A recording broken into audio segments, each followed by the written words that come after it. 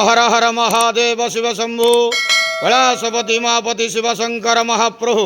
हे बाबा धवलेश्वराय वालालिंगाय नमो नमः। दीपं यदि परं ब्रह्म दीपं यदि जनार्दनः दीपहरत मे पापो पूजा दीप नमस्तुते। महाप्रभु धवलेश्वराय वालालिंगाय नमो नमः। संसार सुखी रखंतु। आज शिव चतुर्दशी बेढ़ा उपवास शुभ गुरुवार रे समस्त श्रद्धालु भक्त मानक आश्रीपद करंतु। मनस्कामना पूर्ण करंतु। कर्म क्षेत्र उन्नति करंतु। ग्रहरिष्ठ खंडन करंतु। जगतर मंगल करंतु। विश्वर कल्याण करंतु। आपणकर नाम विख्यात करंतु। सेवकर डाक श्रवण करंतु। समस्त गौवसा भक्त मानकर मनस्कामना पूर्ण करंतु।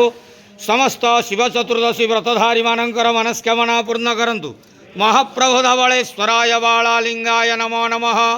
करचरणकृतं वः कायजं कर्मजं वः श्रवणनयनतं वः मानसं वा पराधं विहितमविहितं वः सर्वमेतत्क्षमास्वं।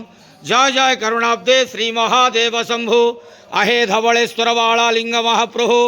आज शिव चतुर्दशी बेढ़ा उपवास शुभ गुरुवार रे समस्त शिव चतुर्दशी व्रतधारी मानकर मनस्कामना पूर्ण करंतु।